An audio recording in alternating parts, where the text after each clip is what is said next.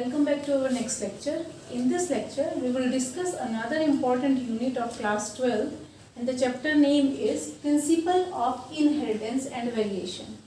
This is the important chapter and it is related to a specific term is known as genetics. So, before going on these two terms, inheritance and variation, firstly we will discuss the term is genetics. What is genetics here? Genetics is the branch of biology that deals with, it is the branch of biology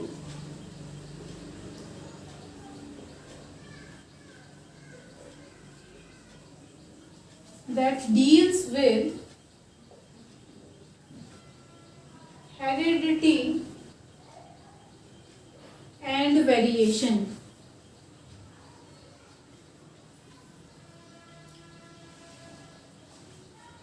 So genetics क्या है? It is the branch of biology और we can say biological science. ये biological science या biology की वो branch है जो किससे deal कर रही है? Heredity and variation. दो term again हमारे पास आ गई, heredity and variation. Now ये जो term थी, ये किसने दी थी? ये term, this term is given by W. Bateson and when 1905 में W. Bateson ने क्या टर्म दी थी? Genetics. And who is the father of genetics? Father of genetics is Gregor John Mendel और we can say G.J. Mendel. Mendel is the father of genetics. और so after this, here is the term heredity. Term है heredity. What is the meaning of this term heredity? It is the study of character that transmit from one generation to next generation. Means यहाँ पर हम क्या पढ़ेंगे? Study करेंगे. किसकी? Study of characters that transmit from one generation to next generation. जो एक generation से नेक्स्ट जनरेशन में जाएंगे. तो हेरिडिटी क्या है यहाँ पर? Study of character that transmit, या फिर हम ये बोल सकते हैं it is the study of transmission of character that transmit from one generation. ये वन जनरेशन से नेक्स्ट जनरेशन में अगर चली जाए कोई भी कैरेक्टर, उनकी स्टडी को हम क्या बोलते हैं? उनकी स्टडी को हम बोल रहे हैं हेरिडिटी. या फिर हम इसके अलावा ये भी बोल सकते हैं कि पेरेंट्स से ऑफस्प्रिंग में जो कैरेक्टर चले जाते हैं उनकी स्टडी को हम क्या बोलते हैं? हेरिडिटी. तो हेरिडिटी क्या है? Study of character that transmit from one generation to next generation. एक जनरेशन से जो कैरेक्टर दूसरी जनरेशन में जा रही हैं या फिर पेरेंट्स से नेक्स्ट जनरेशन में जा रही हैं, उनकी स्टडी को हम क्या बोलते हैं? Heredity. After this one more term is inheritance, because heredity और inheritance दोनों सेम लग रहे हैं. तो इसके बाद एक और टर्म है जिसको हम क्या बोलते हैं? इनहेरिटेंस, जो हमारी चैप्टर के नेम में भी गिवन है. इनहेरिटेंस. इनहेरिटेंस और हेरिडिटी में क्या डिफरेंस है? यहाँ पर इनहेरिटेंस एंड हेरिडिटी में जो डिफरेंस है वो नॉर्मली किसका है? प्रोसेस का. It is the process by which character transfer from one generation to next generation. Character transfer from one generation to next generation. तो बेसिकली यहाँ पर हम इसमें हेरिडिटी में हम स्टडी की बात करते हैं. इस हेरिडिटी में हम बात किसकी कर रहे हैं? स्टडी की. Study of character. So basically heredity में हम किसकी बात करते हैं? स्टडी की. Study of character that transmit from one generation to next generation. And inheritance में प्रोसेस की बात होती है, वो प्रोसेस जिसके थ्रू कैरेक्टर एक जनरेशन से दूसरी generation. So after this one more term is here that is variation. This term is variation. Variation क्या है यहाँ पर? वेरिएशन में एक वर्ड छिपा हुआ है वेरी. वेरी का मतलब क्या होता है? Change. So variation is the change in character. or changes in characters that transmit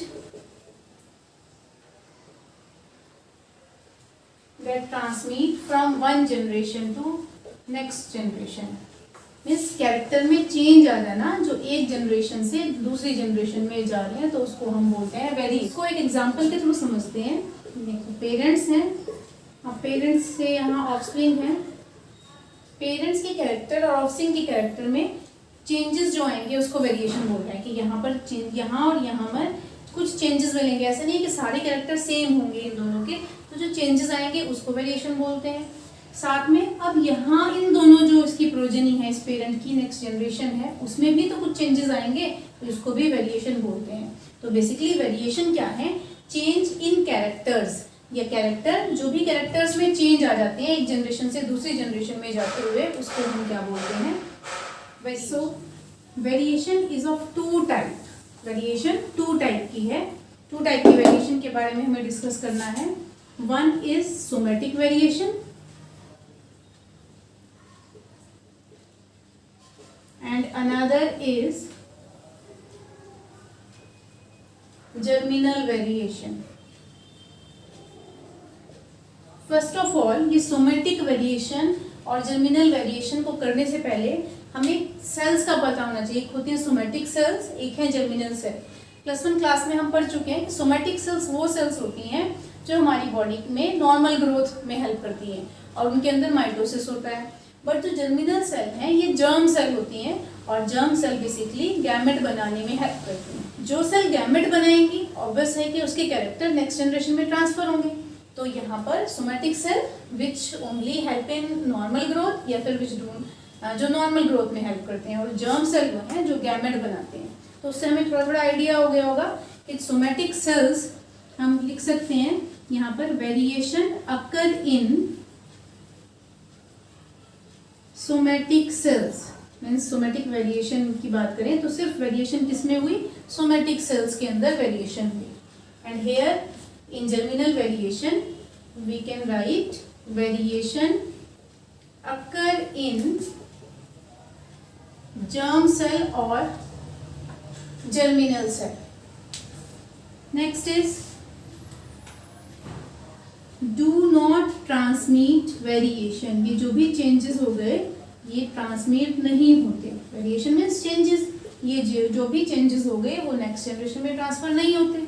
और यहाँ पर ट्रांसमिट, बिकॉज ये किसमें है? जर्म सेल में चेंजेस हो गए, तो ये ट्रांसमिट होंगे, ट्रांसमिट इनटू नेक्स्ट जनरेशन। और वी कैन से प्रोजेनी, एक ही बात है, नेक्स्ट जनरेशन बोल दें, प्रोजेनी बोल दें, ऑफस्प्रिंग बोल दें, ये तीनों सिमिलर है। अब ये ट्रांसमिट नहीं होंगे, वेरिएशन जो ट्रांसमिट नहीं हो रही। तो कौन सी ऐसी वेरिएशन है जो ट्रांसमिट नहीं हो रही? एग्जाम्पल हम इसमें ले सकते हैं कैंसर। कैंसर में भी अनकंट्रोल्ड ग्रोथ हो जाती है, और ये भी जीन के डिफेक्शन की वजह से भी हो सकता है, बट ये ट्रांसमिट नहीं होता। और यहाँ पर हम ले सकते हैं इसके एग्जाम्पल में म्यूटेशन एग्जाम्पल ले सकते हैं कि म्यूटेशन की वजह से जीन के अंदर डिफेक्ट आ जाता है, और जीन के अंदर अगर डिफेक्ट होगा तो वो ट्रांसमिट हो जाती हैं एक जनरेशन से दूसरी जनरेशन में। So this is the variation and variation की टाइप हम यहाँ पढ़ चुके हैं। अब some more important terms relating to the term genetics. कुछ और इम्पॉर्टेंट टर्म्स हमें पढ़नी है जो किससे रिलेट करती हैं? जेनेटिक्स से। And then will move further topics of this chapter. उसके बाद हम ये जो टॉपिक्स हैं बेसिकली उनके अकॉर्डिंग करेंगे। तो जो इम्पॉर्टेंट टर्म्स हैं, इम्पॉर्टेंट टर्म्स के अंदर फर्स्ट इज जीन। जीन क्या है? It is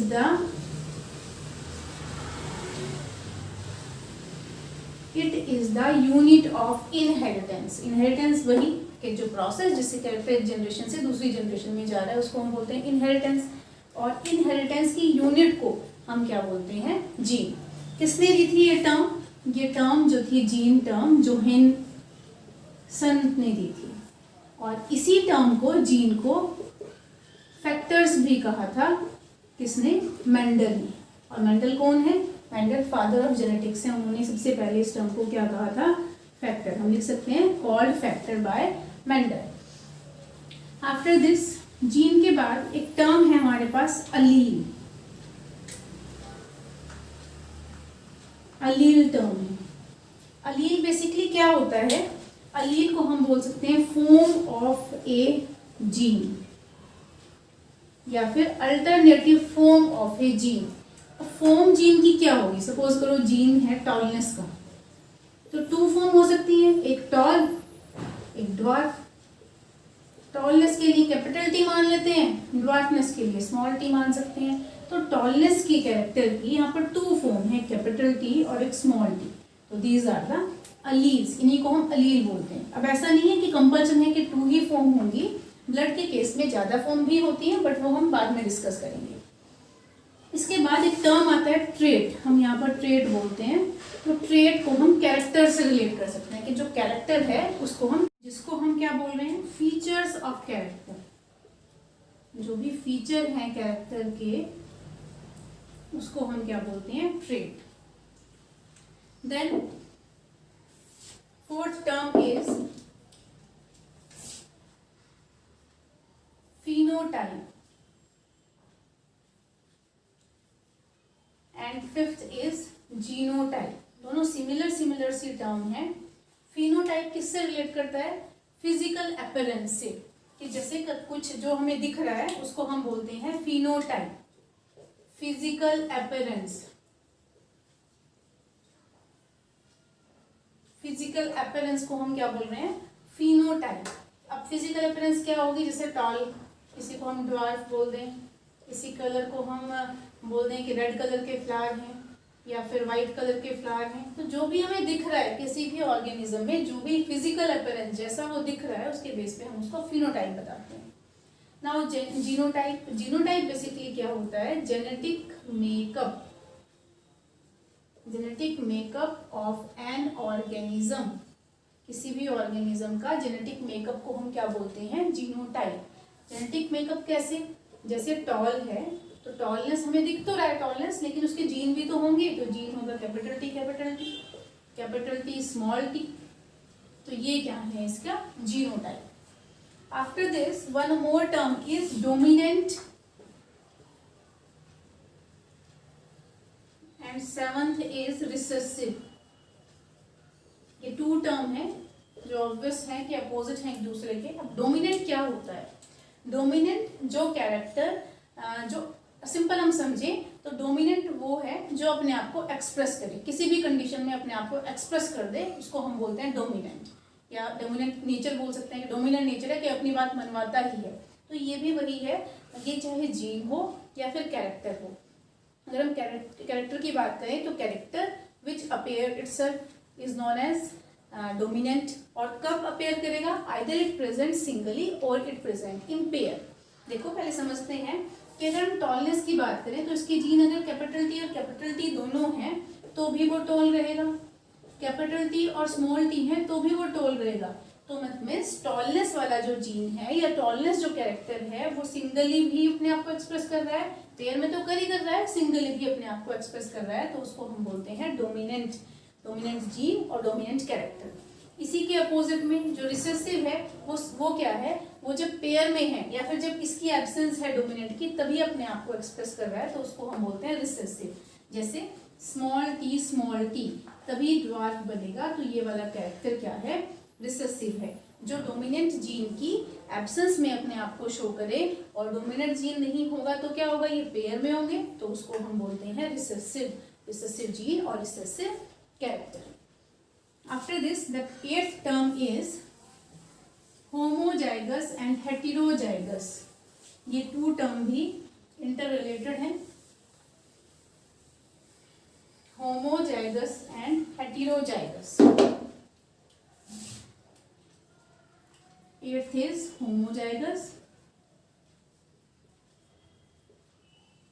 and ninth is heterozygous। Firstly तो हम समझे कि होमो का मतलब क्या होता है, कहीं भी होमो लिखा होता है तो हम बोल देते हैं कि वो सेम है। हेट्रो गिवन है तो बोल सकते हैं कि वो डिफरेंट है। तो होमो क्या है, organism have similar type of gene is known as homozygous, and when organism have different type of gene of a particular trait, एक ट्रेट के लिए सपोज करो टॉलनेस के लिए इसके पास यही है, सेम टाइप के जीन है, या ड्वार्फनेस के लिए इसके पास सेम टाइप के जीन है, तो उसको हम बोलेंगे homozygous.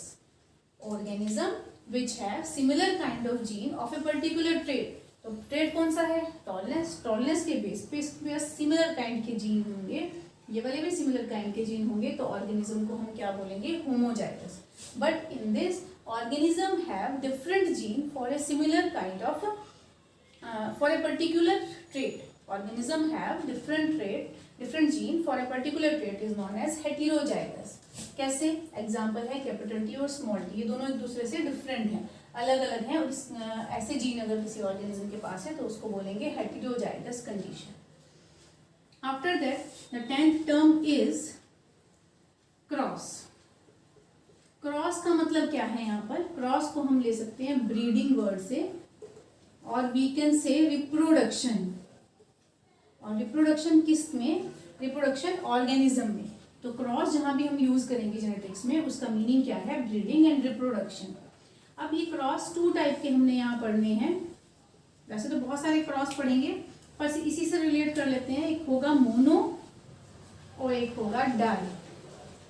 Mono hybrid cross and di hybrid cross. Mono mean single, single character को लेके जो क्रॉस करेंगे उसको बोलेंगे मोनो हाइब्रिड क्रॉस, और डबल कैरेक्टर को लेके जो क्रॉस बनाएंगे उसको हम बोलेंगे di hybrid cross. Then after cross, cross करने के लिए हमें क्या चाहिए, पुनेट स्क्वेयर, हम बोल रहे हैं पुनेट स्क्वेयर। पुनेट स्क्वेयर क्या है, पुनेट स्क्वेयर एक चेकर बोर्ड है, चेकर बोर्ड की तरह हम चेकर बोर्ड बोल रहे हैं इसको। चेकर बोर्ड कैसा होता है, इस तरह से चेकर बोर्ड है।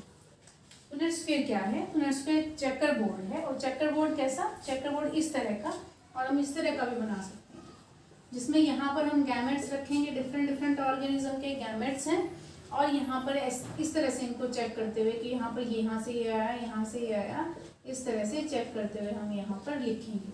और चेकर बोर्ड का क्या हम बेनिफिट है, हमें चेकर बोर्ड हमें रिजल्ट बता देता है, जो रिजल्ट आएगा उसके बारे में हमें नॉलेज दे देता है।